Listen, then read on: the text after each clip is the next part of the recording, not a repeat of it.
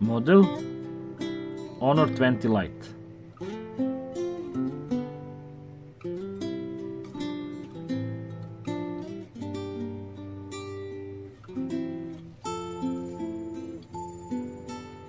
Hard reset.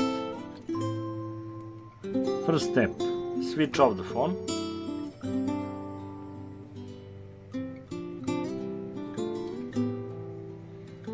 Next step, press volume up and power button in same time.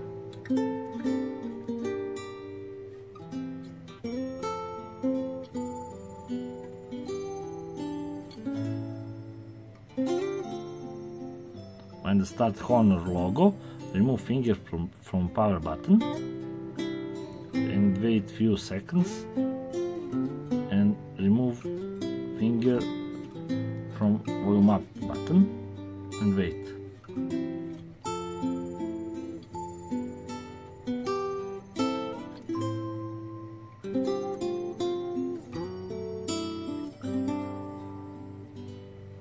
Next, with volume down, scroll the clear data and press power button. Next, select factory reset. Next, typing yes and select factory reset and again factory reset and wait.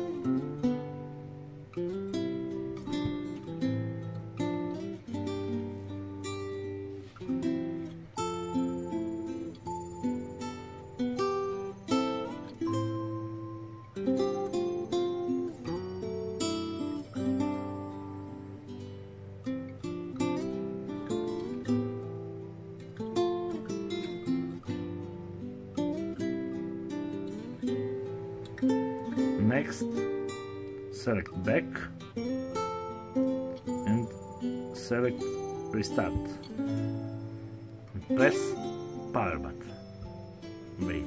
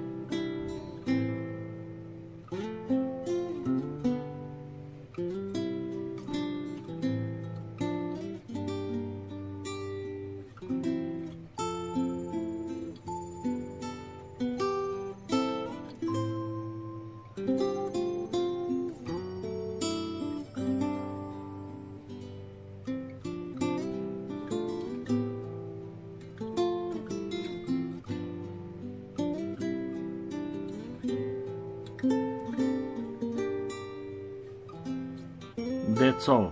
Thanks for watching Halo Halo channel.